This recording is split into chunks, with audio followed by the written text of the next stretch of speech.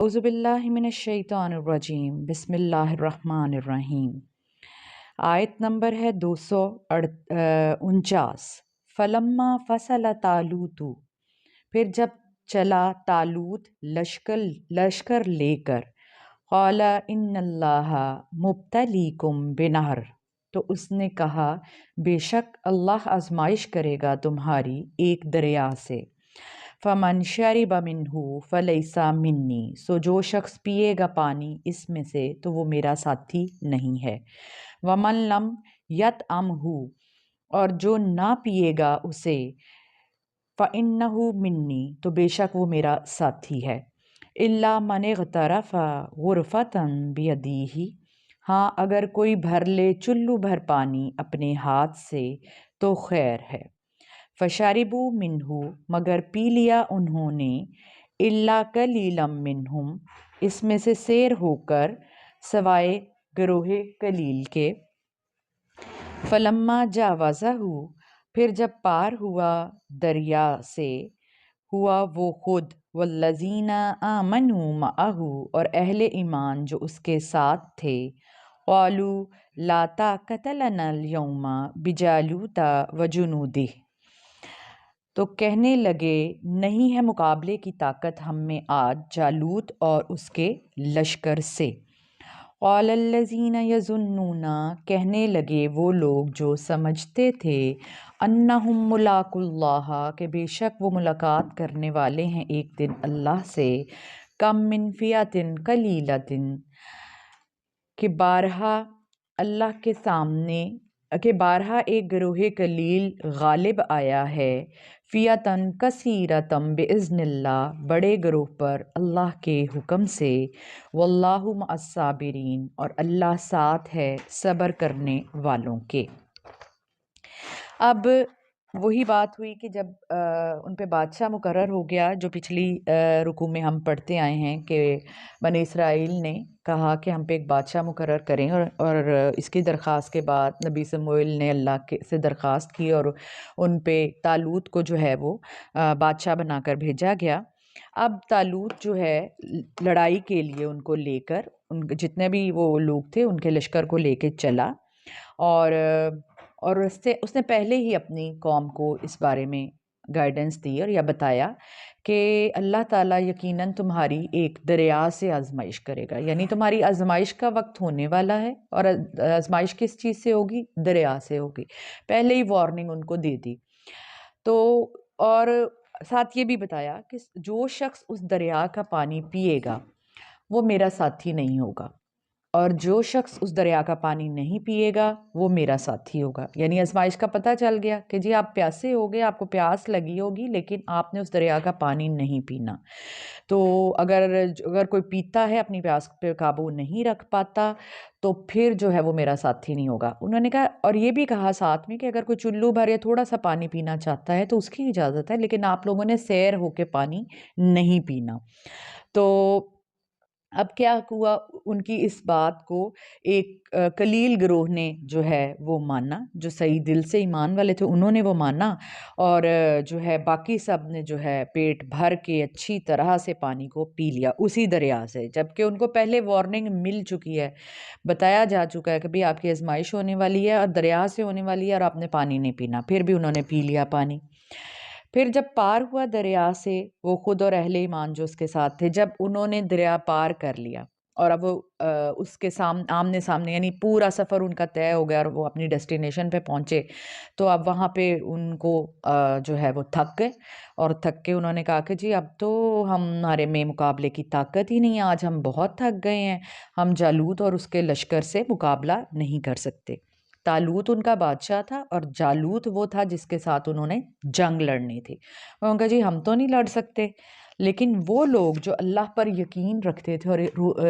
रोज़े आखिरत पे यकीन रखते थे कि एक दिन उनकी मुलाकात अल्लाह से होने वाली है, उन्होंने कहा कि बहुत दफ़ा ऐसे हुआ है कि वो लोग अगर रह गए हैं या थक गए या नहीं जाना चाहते, इनको छोड़ दें, हम जो लोग बकाया बचे हैं, बहुत दफ़ा ऐसा हुआ है कि अल्लाह ताला ने कलील लोगों के ग्रोह को अपनी मदद से फ़तह नसीब की है बड़े ग्रुप पर, तो हम जो है लड़ाई के लिए چلتے ہیں۔ اور یہ بھی یہاں پہ ارشاد ہو رہا ہے واللہ مع الصابرین، اور بے شک اللہ تعالیٰ صبر کرنے والوں کے ساتھ ہے۔ اچھا، یہاں پہ جو ارشاد ہو رہا ہے صبر کرنے والوں کے ساتھ ہے اور پانی کی آزمائش کا ذکر ہو رہا ہے، تو اگر دیکھا جائے تو رمضان میں جو ہمارے ساتھ ہوتا ہے وہ بھی یہی ہوتا ہے کہ ہم سارا دن بھوکے رہتے ہیں، پانی بھوک اور پیاس دونوں کو برداشت کرتے ہیں، پانی نہیں پیتے، کھانا نہیں کھاتے، اور جو ہی روزہ کھلتا ہے ہم بہت زیادہ پانی پی لیتے ہیں یا بہت کچھ کھا لیتے ہیں، اور کچھ لوگ تو اتنا کھا لیتے ہیں کہ وہ مغرب کی نماز ہی پڑھنے کے قابل نہیں رہتے، وہ کہتے ہیں پہلے ہی اس نماز کو قضا کے کہتے ہیں کہ جی ہم تو بہت تھک گئے، ہم تو نماز ہی نہیں پڑھ سکتے۔ تو اسی لیے کہا جاتا ہے تھوڑا سا پانی ایک کھجور کے ساتھ آپ روزہ کھول لیں، نماز پڑھیں، نماز کے بعد آپ کھانا کھائیں، یعنی اپنے پیٹ کو اتنا نہ بھر لیں کہ آپ میں نماز پڑھنے کی ہمت نہ رہے۔ اور بہت سارے لوگ ایسے ہیں اگر مغرب پڑھ لی ہے تو اس کے بعد اتنا کچھ کھا لیا ہے کہ اب تراویحیں پڑھنے کی ہمت نہیں رہی، اب تو جی ہم نے بہت کھا لیا، اب تو ہمیں ہمت نہیں کہ ہم تراویحیں پڑھ سکیں۔ تو یہ سب چیزیں ہیں کہ آپ سارا دن صبر کر رہے ہیں، اور جب آپ کے پاس وہ کھل گیا ہے کھانا، آپ کے سامنے چیزیں نعمتیں آ گئی ہیں، تو پھر وہ پاگل ہو گئے۔ تو یہ سب چیزیں ہیں، سیلف کنٹرول کی باتیں ہیں کہ آپ نے اپنے اوپر کنٹرول رکھنا ہے۔ کوئی بھی ایسا ایکشن جس سے ہماری نماز کے قضا ہونے کا اندیشہ ہو، جو کہ ہم پہ فرض ہے اور جس کا سوال ہونا ہے، ان چیزوں سے ہمیں بچنا ہے، تو تاکہ ہم جو ہے وہ کام نہ کر سکیں جو ہمیں راہ راست سے بھٹکا دے۔ اللہ ہمیں قرآن پاک کو پڑھنے، سمجھنے اور اس پر عمل کرنے کی توفیق عطا فرمائے۔ وَلَمَّا بَرَزُوا لِجَالُوتَ وَجُنُودِهِ قَالُوا رَبَّنَا أَفْرِغْ عَلَيْنَا، جب مقابل آئے وہ جالوت اور اس کے لشکر کے، تو انہوں نے دعا کی ربنا، اے ہمارے رب، افرغ علینا، فیضان کر ہم پر اپنا، ٹھیک ہے، افرغ علینا، فیضان کر ہم پر اپنا، صبرم، صبر کا، وثبت اقدامنا، اور جمائے رکھ ہمارے قدم، وانصرنا، اور فتح عطا فرما ہمیں، علی القوم الکافرین، کافر لوگوں پر۔ اب وہ جو پچھلا جو آیت میں ہم پڑھ رہے تھے، آیت نمبر 249 میں ہم نے دیکھا کہ دریا کے پانی سے ان کی آزمائش ہوئی، بنی اسرائیل کی قوم کی، حالانکہ ان کو وارن کیا تھا ان کے پیغمبر نے کہ آپ کی اللہ تعالیٰ آزمائش کرے گا، اور آپ نے اس دریا کا پانی نہیں پینا، اگر پینا بھی ہے تو بہت تھوڑا سا پینا ہے، سیر ہو کے نہیں پینا۔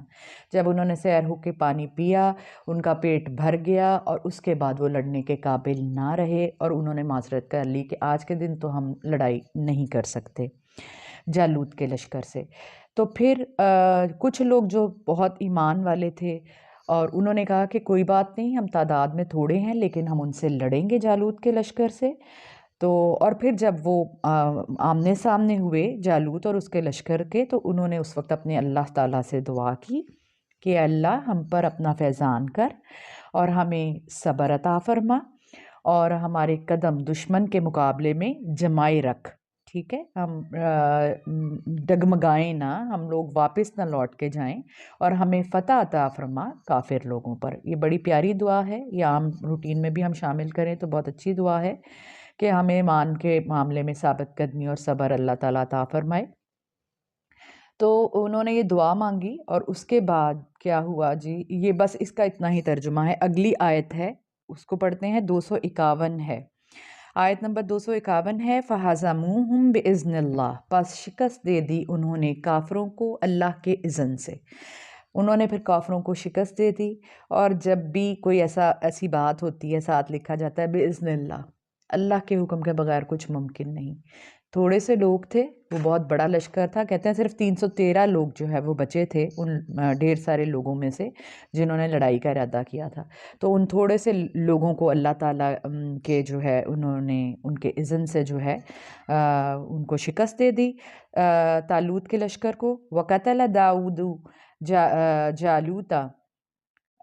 جالوت کے لشکر کو، اور وَقَتَلَ دَاؤُدُ جالوتا، اور قتل کر دیا داؤد علیہ السلام نے جالوت کو۔ اسی لشکر میں داؤد علیہ السلام موجود تھے جنہوں نے جالوت کو قتل کر دیا۔ وَآتَاهُ اللَّهُ الْمُلْكَ، اور عطا کی اس کو اللہ نے سلطنت، اور اللہ تعالیٰ نے حضرت داؤد علیہ السلام کو پھر سلطنت عطا کی، والحکمت وعلمہ مما یشاء، اور حکمت اور سکھایا اس کو جو کچھ چاہا، یعنی جس نے اللہ کی راہ میں لڑائی کی اللہ نے اس کے ہاتھ ہی ان کے سردار کو مروایا، اور اس کے بعد اللہ تعالیٰ نے اسے سلطنت بھی عطا کی، اسے حکمت عطا کی، اور جو کچھ بھی اللہ تعالیٰ نے اسے سکھایا چاہا وہ سکھایا۔ تو ولولا دفع اللہ الناس، اور اگر نہ ہٹاتا رہتا اللہ انسانوں کے ایک گروہ کو دوسرے گروہ کے ذریعے سے، ولولا دفع اللہ الناس بعضهم ببعض لفسدت الارض ولکن اللہ ذو فضل علی العالمین، اور اگر نہ ہٹاتا رہتا اللہ انسانوں کے ایک گروہ کو دوسرے گروہ کے ذریعے سے تو نظام بگڑ جاتا زمین کا، لیکن اللہ بڑا مہربان ہے اہل عالم پر۔ یعنی کائنات کا نظام چلانے کے لیے بھی اگر دنیا میں صرف لوگ پیدا ہوتے رہیں اور کوئی مرے نہ کسی سیلاب سے، زلزلے سے یا کسی بھی طریقے سے، تو دنیا کا نظام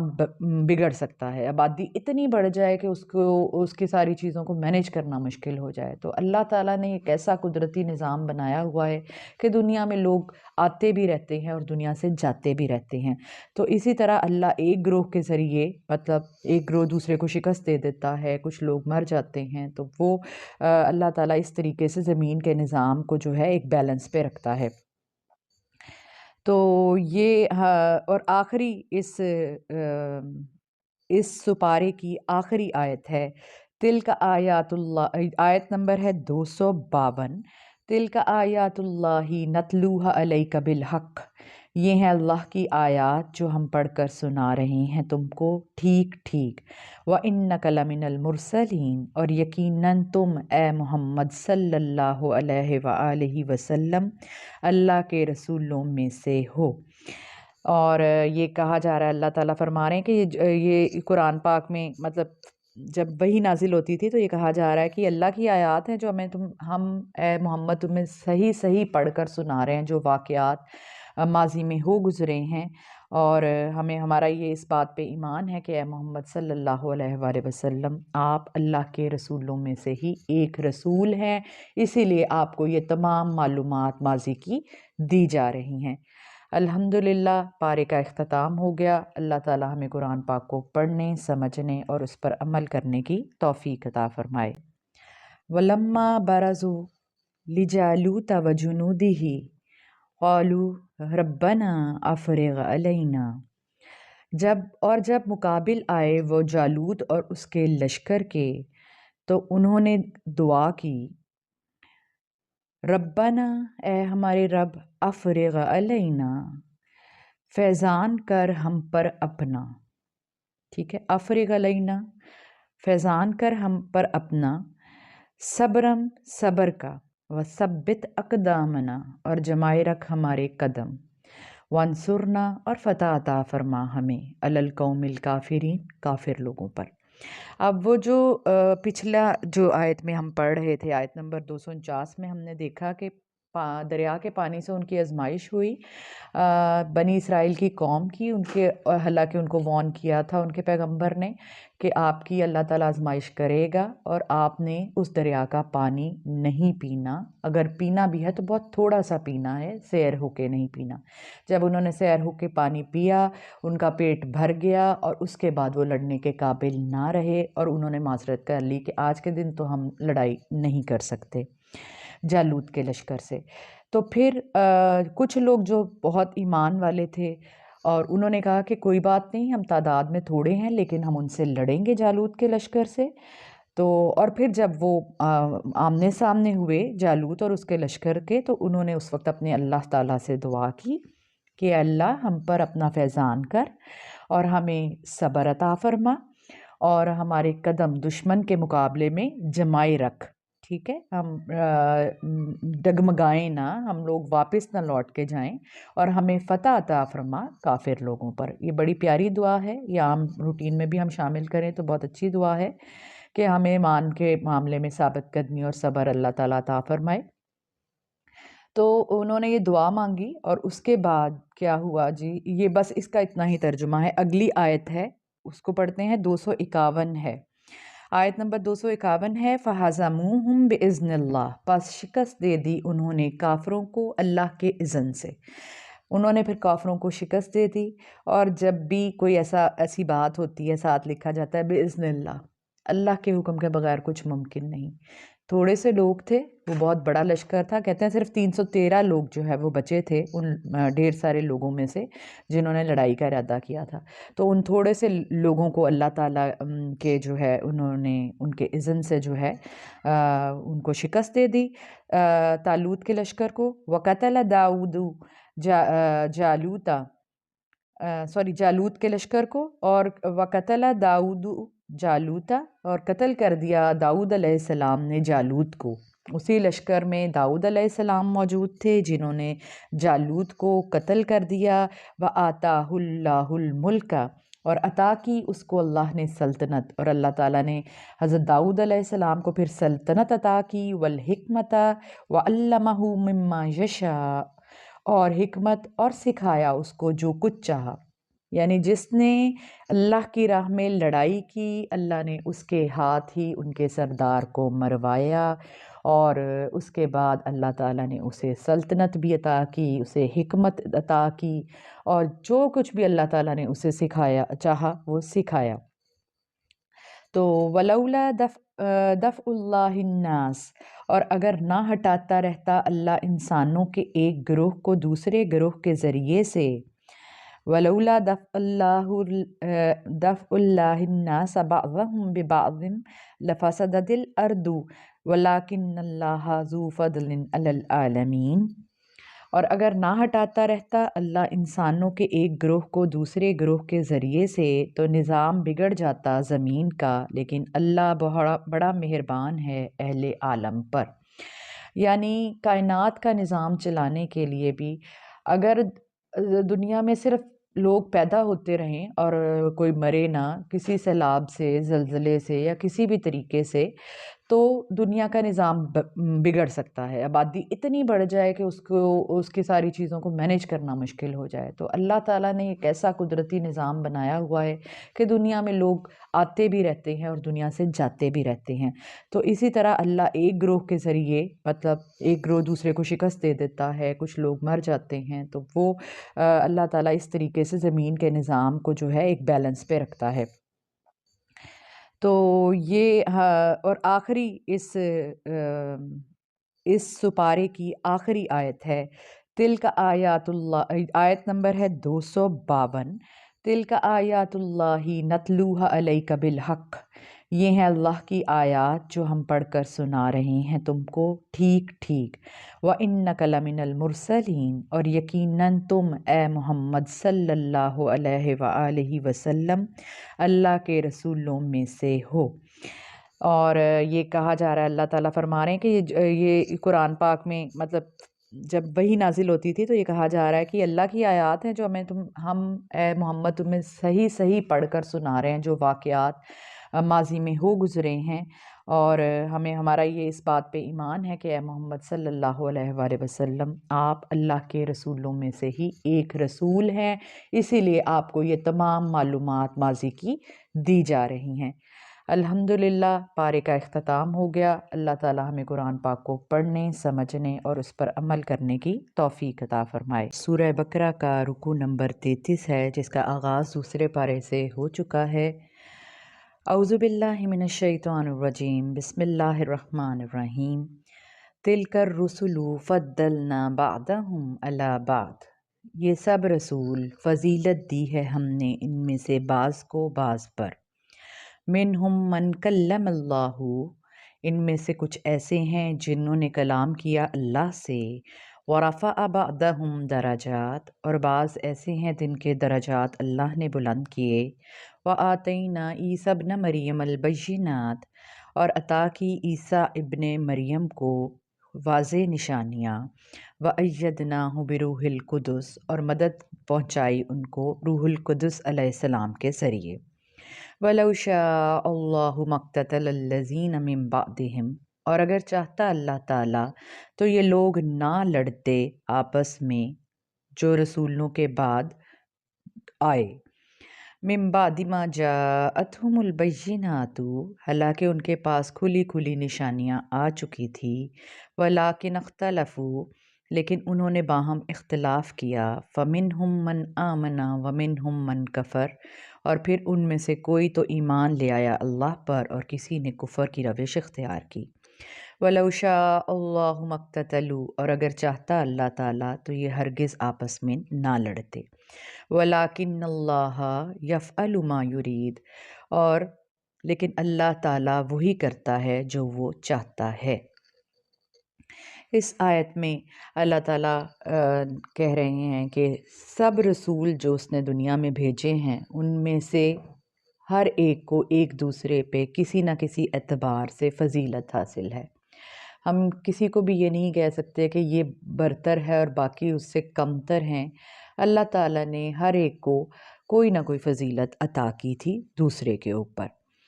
ان میں سے کوئی پیغمبر تو ایسا تھا جس نے اللہ سے کلام کیا، یعنی حضرت موسیٰ علیہ السلام کا ذکر ہو رہا ہے، ان کو اللہ نے خاص فضیلت بخشی تھی۔ ہر ایک کے پاس یہ چیز نہیں تھی کہ ہر کوئی اللہ سے کلام کر سکتا، یہ صرف حضرت موسیٰ کے پاس تھا کہ وہ اللہ سے ہم کلام ہوئے۔ اور بہت سے نبی ایسے تھے جن کے درجات اللہ نے بلند کیے ان میں، اور حضرت موسیٰ کو جو ہے وہ بنی اسرائیل قوم کی طرف بھیجا گیا، اور وہ اس بات پہ بڑا غرور کرتے تھے کہ ہمارے پیغمبر تو اللہ سے باتیں کیا کرتے تھے۔ پھر اللہ تعالیٰ نے حضرت عیسیٰ ابن مریم کو بھیجا واضح نشانیوں کے ساتھ اور معجزوں کے ساتھ، اور ان کی حضرت جبرائیل علیہ السلام کی ذریعے ان کی مدد بھی کی۔ اور اگر اللہ تعالیٰ چاہتا تو یہ لوگ واضح نشانیاں آنے کے بعد، رسولوں کے آنے کے بعد بھی آپس میں اختلاف نہ کرتے۔ اچھا، حضرت عیسیٰ کی قوم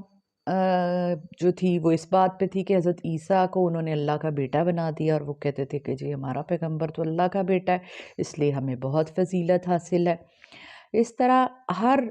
نبی کی قوم جو ہے وہ بجائے کہ اس بات پر دیکھتی کہ ہمارے نبی جو آئے ہیں وہ ہمیں ایمان کی، اسلام کی دعوت دینے آئے ہیں، ایک اللہ پر یقین کی دعوت دینے کے لیے آئے ہیں، وہ آپس میں اختلافات میں پڑ گئے۔